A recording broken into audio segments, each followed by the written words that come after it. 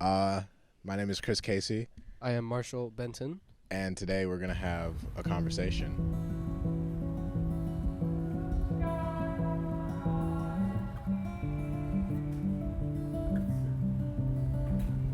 So we're out here in the beautiful Wilmington Island, Georgia. This is my house.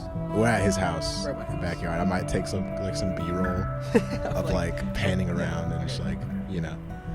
This will be the B-roll will be over this audio right now. So imagine you're watching the lake and the river and there's the dock. Oh, look at that. So pretty.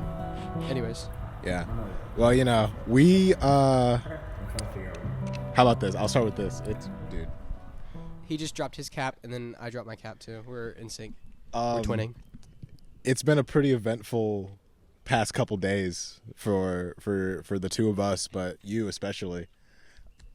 You'll say something? Okay, so we go to the same school, if you didn't know that. But a couple days ago, when this is being filmed, not when it's released, but when it's being filmed, I finished my last album of the year. Yeah. It's called NOSTALGIAC.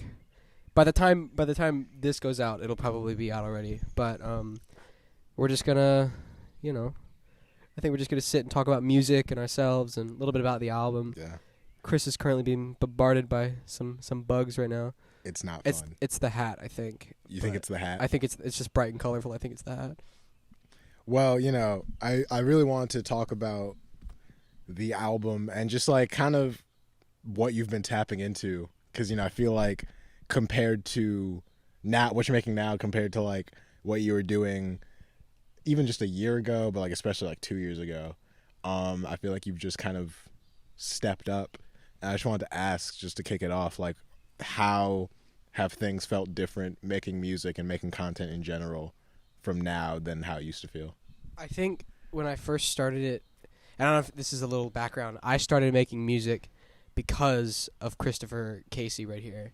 He made music, and then I was like into like making these weird instrumentals, these weird like synth instrumentals, and then he was rapping, and he had this awesome album called The Wolf Cat. It was great, wasn't it great?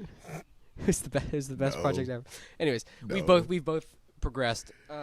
But I started to make music, and there's this whole thing that happened with this person, and I started making music about it, and I started singing on it, and I was like, oh shoot, this is fun. And it was bad. It was like crap.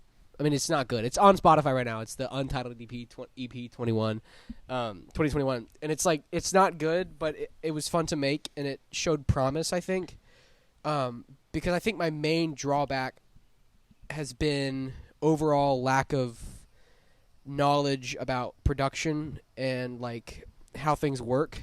I think I've always had good ideas. I just never really had the technology to like do it. Yeah. But as I've been progressing, like the EP, and then I started working on my first album, and that wasn't great, but it was like there was a story there, and I think there was like you could tell that there was a story, and like I feel like it was sort of understandable like what I was talking about. And what's the name of your first album? My name of the first album, it was called How Do You Feel These Days, and it was an 11-track, like 32-minute album, and it was really good. Yeah. It showed promise, and for what I was doing and for like where I started, I think it was good. It was a good stride for me. Update happened. Update is really good. It's really solid. My most popular song with Silas Johnson, shout out, is on that, and I think that's a pretty good song. And that was me that was the first time I got guitar on a song, and I was like, oh, this I can do this. Everything Changes was weird, but it was a good project, and it was important for me to make. That was just like the way some artists do like a one for me, one for you sort of thing. That was one for me. I just needed to make it. I just had all those feelings and those thoughts, and it's like it's kind of slow and kind of boring, but I don't know. I needed to make it. Yeah. And then the demos, I got a guitar for Christmas. I mean, that changed everything. I want to talk about the demo EP because personally, and I mean, it's probably just because you were saying how the songs on that were gonna be like a full thing, but you kind of like drifted away from it.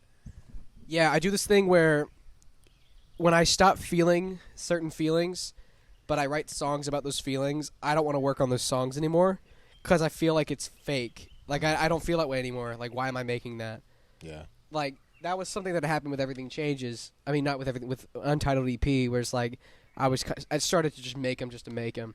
So I never wanted to do that again. So I always made sure that You were feeling. I was feeling the album. And if I didn't feel the album, I would just release the songs. Yeah. And so luckily I've usually felt pretty strongly about what I was doing. Cool. Well, yeah, because the demos, to me, I think that's like some of your coolest work that you just have out, at least, you know. Hey, do me a favor. Hold that mic a little bit closer to you. Actually, you know what I'm going to do? Cut, not cut. I'm going to turn your volume up. Okay. The SMs are not very good. It's funny that you said cut. Cut. It's mine of you now. All right, anyways. Well, no, I was just saying how like the ideas that you had on the EP are just like super cool, because I feel like you have always been, obviously you've been making music in like the indie pop, bedroom pop type genre, but like it's always been based around like piano, keyboards, synths. So I think introducing a guitar in your instrumentation, it's almost like if I did like a bunch of trap beats, but I never used like an 808 ever, and then I started using an 808, and it's like something just like clicked, you know. I feel like you started using a very instrumental instrument, no pun intended. So you mean like I started, like there was an element to that genre that I wasn't tapping into, and then I got the guitar, and now it's like it's like a new sound, but when you really think about it, it's like not that crazy, because you already had understanding of like chords and arrangement and stuff. So I think it just worked really well for you. Yeah, I thought the demo tape, if anything, it just showed promise for my next project. Yeah. Like, speaking of, like, Yeah was like a really good song, and it's actually, I mean, it's on the album now. Like, I put it, it's the intro of the album, just because I realized that I kind of just wanted to keep putting that out there, because like that's a good song. And then there was some stuff on there that is kind of bad, but I think the album is weird because it's tapping into the new stuff, but it's still holding on to some of the other old stuff. Like the song "Never Really Tried" is like pretty much a mix, and it was a two-parter, but then I condensed it because this guy told me to, and I was like, yeah, he's right. In the first part, like it's just like some slow bedroom Frank Ocean type like thoughts, whatever, and then the ending is sort of an embrace of some older stuff that I used to make, like older instrumentals that I used to try and make, and like stuff that I never put out, but like interesting stuff like that. Well, yeah. I don't know. I feel like, how do you, when you go about like writing songs and like constructing album, is it always like, do you start with meaning? Like, do you try to find a theme or a motif to focus on, and then you like write around that, or is it more like spontaneous? I've always prided myself on having projects that genuinely reflect like me in my state of mind at the time of making it. So like it's never like I go into it like writing songs like, okay, this is me and this means this and this means this. I usually just write the song and then I realize later, yeah, these all have a similar theme, but that it's not a theme per se, it's just like how I feel day to day. Yeah. And we had a conversation one time, I don't know if you remember, but we were talking about Good Job, and you were saying how like it felt like the track list kind of looped around with itself, because it's like all the stuff was being said that I said in Jackie. I was kind of like going down that list. And I didn't even think about that until you said it, but I just think like that got me thinking about how music and just art in general, I feel like making it around just like how you're feeling, and like being honest with what you're thinking and like what you're feeling, and then putting that into the art, you'll probably always make something that feels cohesive. But like, was Jackie? Where was Jackie when you made Good Job? Like where in? Like when did I make it? That was actually the first song. This guy's a genius. Burnout was like the first beat, and then I made Jackie write. I wrote Burnout's Jackie. good, guys. If y'all don't hear Burnout was like, Burnout's like probably the best song on that album, in my opinion. Just that beat is like. You know what's crazy? I said this on Instagram once when I was like going through the songs for All Good Here, and I have never been able to like choose a favorite song of mine that like I've made until All Good Here came out, and my favorite song now is Bad Seed, which, funny enough, features you. None other than Marshall sick. Benton.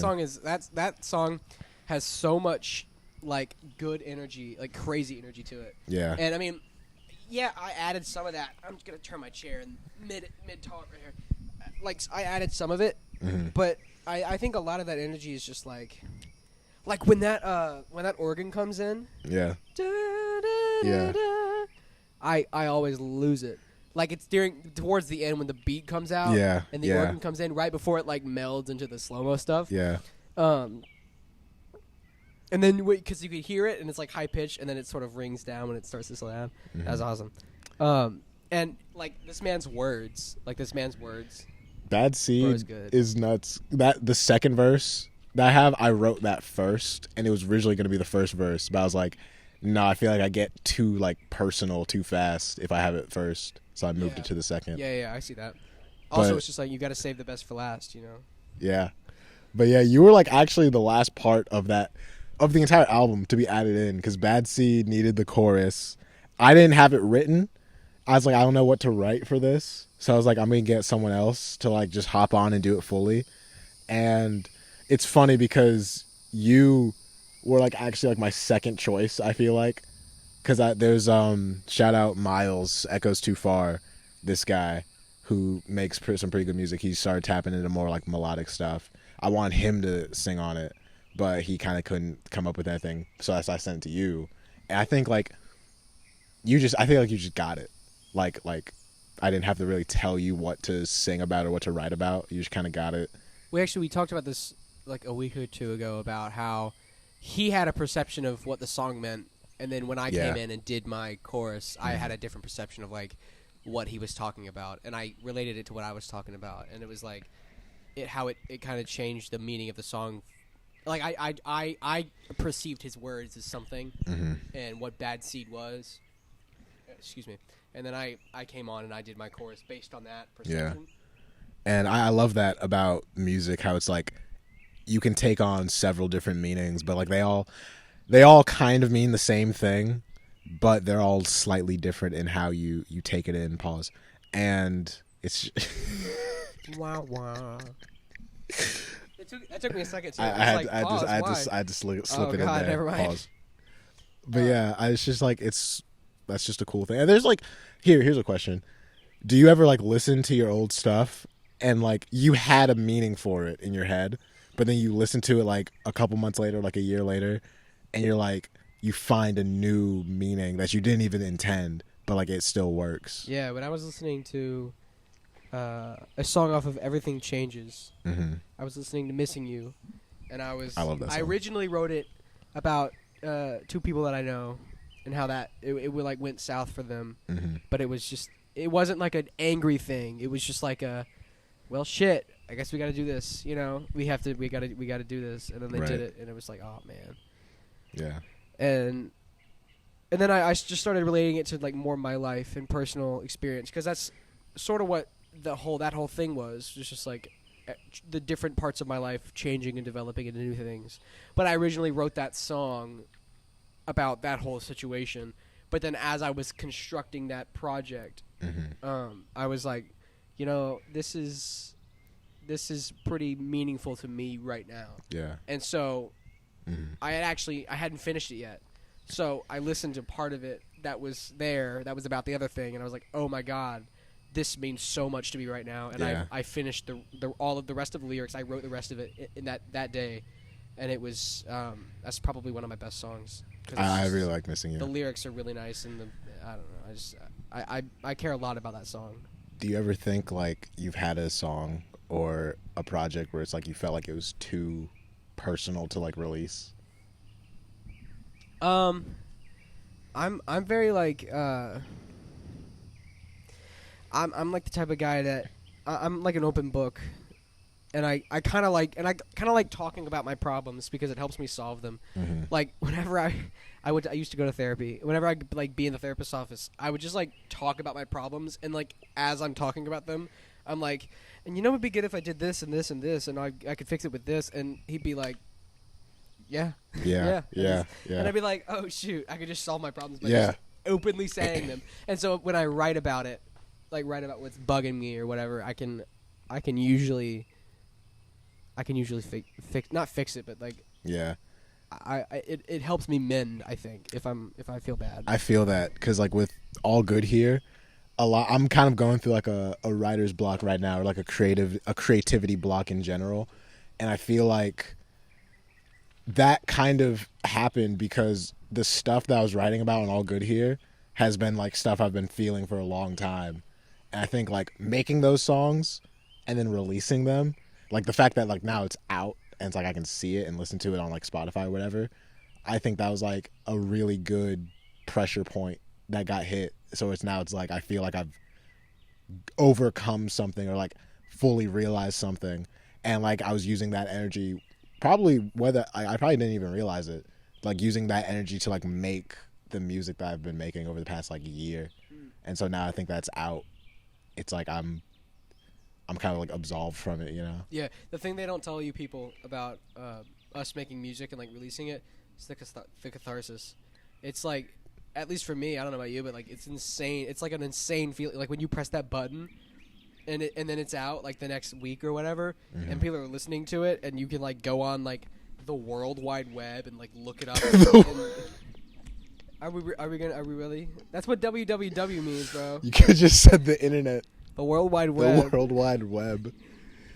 It's on the World Wide Web. My dad calls it the interwebs. Anyways, but like when you can go online and like listen to it, and people are listening to it, and you've put it out in the world. Yeah. It honestly, it's like a big feeling. It is. It's catharsis. It is.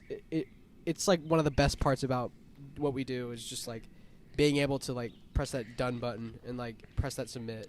And you know what? I was thinking about it because like you mentioned Wolfcat earlier.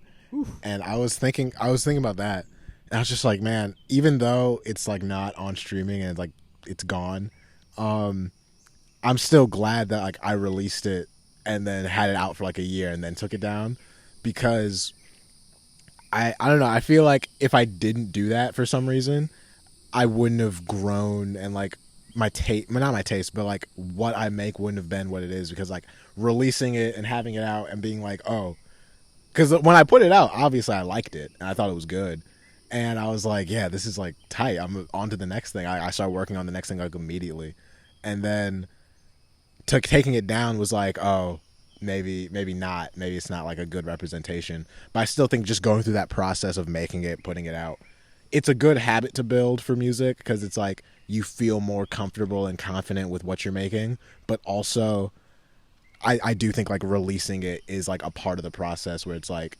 you're done with it now and you can go on to the next. I think the thing that differentiates us as artists, like as people that make music, besides like genre and all that obvious stuff, is like the frequency at which you release songs. Yeah. I don't really have like schedules, and like I don't think I take it as serious as you. Really? I take it I do take it super serious, but like you have a song out at least every month or like 2 months or 3 months. I was thinking about that. I remember being like really, and I still kind of feel like this now, but I remember like when I was really first starting to make music, I'd look at like the project file dates, and they'd be like new songs that like I'd actually use. It would be like 3 days, 4 days apart from like new beats being made, but I'd always feel like it was like weeks. Like I haven't made a new thing in like 2 weeks, and I'd be like, what's going on? I'm losing it.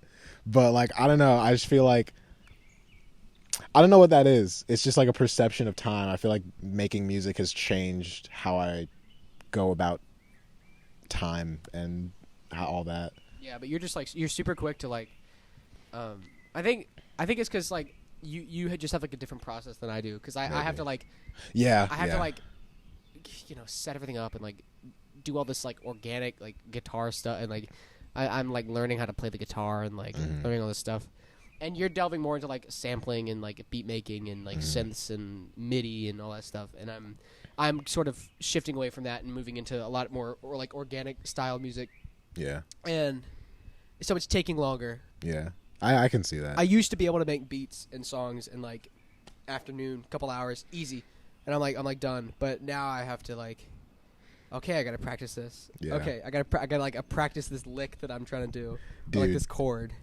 So I wonder if it was the same for you. But like, wait, no, because you weren't making music until like 2021. Or like you were making music, Yeah, but like not. the first thing came out in June. Right. July. Okay. July. I was going to ask because like in 2020, like when we were out March for COVID, Yeah. I remember there was a time when I was making Wolfcat. It was crazy. I'd like wake up relatively early and just like go to the computer and just like start working on whatever like awful beat I was making. Love Me for Life. And Don't sleep on Love Me for Life. there's a beat. I might play it for you when we're done with this. Yeah. But there's a beat that was gonna be on there. I swore it was fire. I was like, this is heat. What's the word? Let's live bad. Really bad. It's just like corny. It's just corny, but like it's kind of cool. Is it like one of those intimidation beats where it's like No, you was better run and it's like singing horns and shit. it was like the outro, right? And it had like this pad that kind of sounded like a choir, but like not really. And it was a really cool chord progression. But like the drums, I didn't know how to like do trap drums really, so they just sounded like off slightly. And my old music is filled with like voxes and like effects and whatever that I totally lifted from like Brockhampton songs and stuff. So Yeah, can we talk about Wolfcat and how it's like you don't have to, we can cut this. no, what were you gonna ask? Wolfcat, one of the main reasons he took Wolfcat off, one, it's like ass. Pardon my French. Like he'll tell you too. It's bad. No, it's not good. It's not good. It's not good. I really like one of the songs. It's called "Love Me for Life," but it's like basically a ripoff of like Brockhampton. No, dude. Okay, listen. Every album that I have out, I genuinely think you can tie it back. Like Wolfcat, I was just trying to be Brockhampton. Good Job, I was trying to be Brockhampton again, but different. I think Playing with Colors, I was trying to be like Mac Miller. He was trying to be like Mac Miller on Faces. I was only literally circles. only listening to Faces and Swimming. Like that was all I was listening to. And then with All Good Here, I think I was just trying to I don't know, I can't really name like a specific artist, like one, but like I was just taking in a lot of different indie rock Bro and got stuff. weird. Bro got weird this year. He's started making this weird like guitar music with trap, and I'm like, I mean, it's fire, Yeah. but like, where'd it come from? Like, I don't know. Which I mean, I guess that's probably speaking to like maybe I'm like kind of letting go of like the direct lifting, so that's cool. But I do think like all of the other albums you can tie it back to another artist specifically. I think Chris Casey is like the best he's ever been, and like okay, I gave All Good Here, I gave it like an 8 because there was my least favorite song was the honestly, I'm not even gonna lie, and I love his music. Okay. And I love your music. Yeah. I did not like Evil Twin. Really? I did not like the song. Is that like your least favorite? No, it's like maybe second to least. I forgot what the least one is. Okay. I honestly think it's the main melody. It just like doesn't vibe with me. Yeah. Duh, duh, duh, duh. It's duh, duh, duh, duh, ba-da-ba-ba-ba. Yeah. But it's Something like that. Yeah. cut that last part out. That was ass. My voice cracked at everything. Jeez. No, you don't have to cut it out. Yeah. But like my favorite song was Good Grief. Yeah, a lot of The people. beat on Good Grief is immaculate and it's spectacular. I like the beat. And I've never heard Chris does this thing where he like he does a lot of vocal doublings. Yeah. But like the vocals are slightly like they're like not together. Yeah. So you can tell it's doubled. And like or like he'll do like a main vocal and then a double And then vocal backing. that's like up an octave or like Yeah. down an octave. And Good Grief was like one of the best songs, and I think it's honestly because he just like there was some doubling. I went back, there was some doubling, but like minimal at best. And then the what instrument is that? The dun dun dun. That's dun, like a dun, like a dun. flute synth that I Yeah. found, but it's like a super I don't know what the word is. Like really like minimal sine wave type. Yeah, it was very like it didn't have a lot of a lot of texture to it. Yeah. It was really bare, and I heard it and I was like, oh man, that changes the entire context of the song and the way the chords work, and it was spectacular. Yeah. And then when the strings come in, oh man, like that was you should be super proud. Like that song's so good, dude. I was struggling to make that beat because like it was for a while was like the main like picking and that synth at the beginning, and like it was just looping like that. Did you ever notice that one of the guitars he like messes up, like one of the recordings, it's like he's like picking and then like there's like an extra there's like an overtone a couple overtones that play. I think I know what you're talking about. Yeah. Yeah. And it's like and but it honestly just adds for me to the ambiance of like it just being like a couple guys in like a room. You know, that's funny because this is another question I can ask, but it's like, do you feel like when you're making the music, you have like a certain idea and like a certain image and feeling, but then it's like other people listen to it and it's like maybe not completely different, but it's like they take it in, differently than you do? Wow. That was his second one. I'm starting to... Third, actually. I slipped another one in. Pause! Anyways, so that's 5. Wait. No, 4. I can't count. Anyways. Anyway. I think artists, subject... No, I'm just kidding. I think, like, I don't show anybody music other than this guy. Like, nobody listens to my music. Well, that's not true. Until it's out, you mean? It's out. Yeah. And then when it's out, nobody listens to my music. I have... Never mind. It doesn't matter. I think it's up to interpretation. Yeah. I do go into it. Like, when I made Walking Around, like, I started with this weird... It was called... The track name was called Contemplative. Contemplative. Like contemplative. Yeah. Anyways, and it was just like the chord, and then it was the dum dum dum dum dum dum. That's on the bridge, and then there was no drums, and it was just that, and then some bells going dum dum dum dum dum dum, and then I showed it to my dad, and he was like, "That's the cleanest sounding guitar you've ever made. That's really nice." And I was like, "I'm not trying to make it sound clean. I'm trying to make it sound like it's a garage band." Yeah. Like that's what that song's supposed to be like. It's supposed to sound like a band in a garage. Like you open up the garage door and they're just like sitting in there like playing. And so I re-recorded it and I put like a bunch of shitty effects on it and I made it sound like a middle America indie band. Well, the reason I asked that question is because, like, I didn't think... It's weird, because, like, Good Grief is, like, really good. I think that's, like, easily one of my best verses I've ever written. But I for some reason, I thought people wouldn't like it, because I thought people wouldn't like the album as a whole, because I thought it was, like, too sad to listen to, honestly. It is sad. It makes me sad, but, you know, honestly, Playing with Colors made me sadder. That is true. Playing with Colors is kind of fucking, sad. like, Talking to the Wall and Dead Friends. But it's fucking like I almost started crying during Dead Friends. Like that's just it's not only is it sad, it's like it's so like all right, Chris. It's weird. He's like, cuz like I remember being okay, I made like Let's Start a Band, right? And I was like, "Oh, this song sucks cuz it's the beat is supposed to be like, you know, but I feel like the lyrics are just like way too close to home." But like I was in my friend's car and it was like 3 of us, and they were playing the CD, and Let's Start a Band came on, and it's like we were vibing, but I was in the back seat like, dude, this song is like depressing. Y'all like it? I don't know. It was weird. Like, I feel like, and that's probably just like me being in my own head about it, because like I spent so much time writing the lyrics, and I was like, damn, I don't even know if I should put this out. Like, it's just too close to home. But it was not that serious at the end of the day. And a lot of people like Good Grief, so it's like people don't really pay attention. Maybe it's like I don't know. It's like hey ya. I think it could be that. It could also just be like what I'm pulling from to write is like so vivid in my mind, but like when you step away, it's like not even that. Like people, and that goes back to like perception of just like, oh, someone could listen to Let's Start a Band and like not even think, but then like The beat's nice. That's really cool. yeah, And that's it.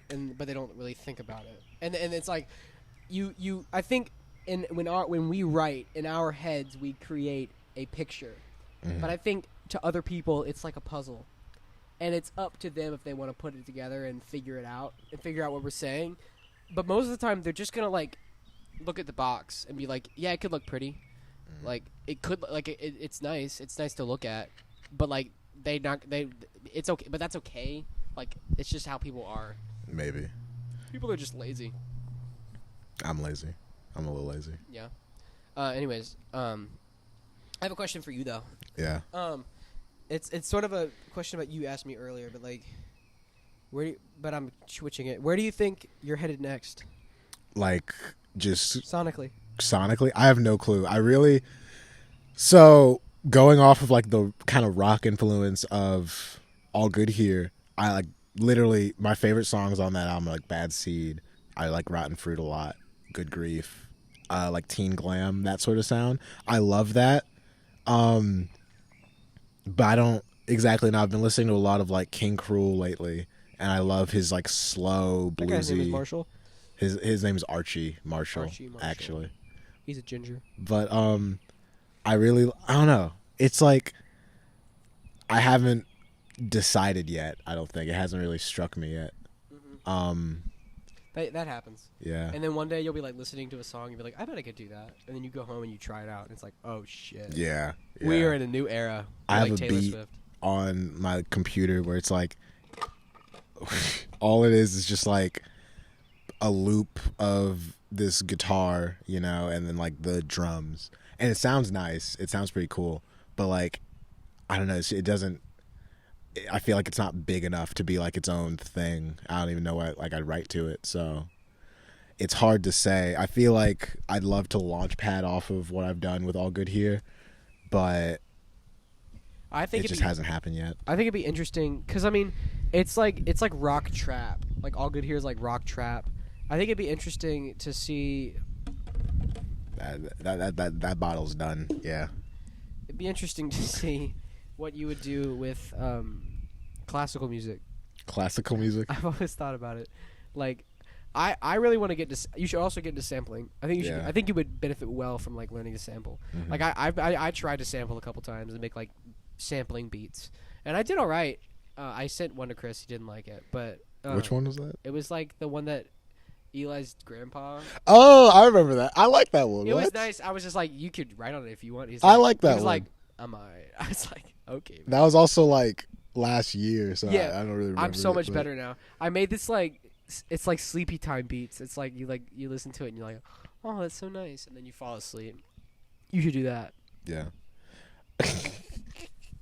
I don't know.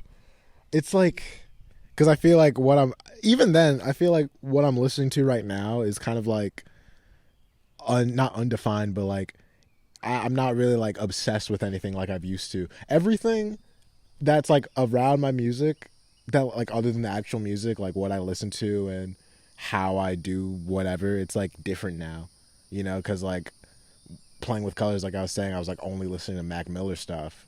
Like that really helped hone in on like what type of beat should I make, what type of vibe should I go for. But now I feel like I listen to a little bit from here, a little bit from here, and it's less like obsessed, you know? And also, I was telling you this a while back, it's like usually when I make an album, when I get close to finishing it, I'll kind of start something else and like work on that, and that'll be like not really the new thing, but it'll be like something that I'll jump off of to get to the new thing. But I haven't really had that either. So things are just kind of like in a limbo right now overall. I've never really had that before. So it's just a wait and see. Kinda. But I mean, I've been doing like, I've been very comfortable with like trying to make other content. Like I've been doing like this short little videos and like this. So I think like putting my energy into that is probably going to help. And also, I mean, a lot has happened just overall. Like It's been a busy year. it's been a busy like last couple weeks, honestly. Yeah, like this last month has been pretty crazy. And I think now that it's all over, you'll have a lot of time in your hands. Mm-hmm. And you were saying something about like having new experiences as well will help. You know what I mean? Yeah, I think the problem with me is I'm like I'm kind of where he is too. I'm at a standstill with what I'm doing, but just because like I've said all I need to say about this particular thing, and it's obviously like it's about change. Everything is about change for me. I'm like obsessed with the idea of accepting change and not wanting to change and being okay with change and like relationships and interpersonal struggle and all that stuff that we deal with. But I think I'm at a standstill too, where because I mean it's done, you know. Yeah. I'm done with it. Yeah. You know, I'm at like the closing of my time here, and so it's like I'm not gonna make music. I mean, this is my last album for the summer because it's like I'm not gonna make music until at least like middle of the first semester of college. And because like it's just like there's nothing to say yet. Yeah. And I think that's okay. I'll still be making beats, but I just won't be writing anything because it's like there's nothing left for me to say right now. Yeah. I just have to kind of like enjoy, and I'll probably pour myself into some content and make videos, and I don't know, I don't know what else to do. I can't really do anything else. I'm doing like a play right now, like Yeah. I'm doing a lot of like rehearsals for plays and stuff, but like as far as music, it's like I'm finishing a chapter, and the new chapter's not going to start for like a little bit, but that's okay. That's very insightful. That's good. I think that's a good place to wrap it up as well.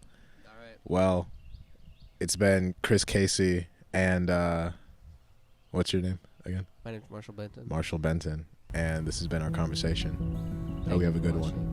See you later.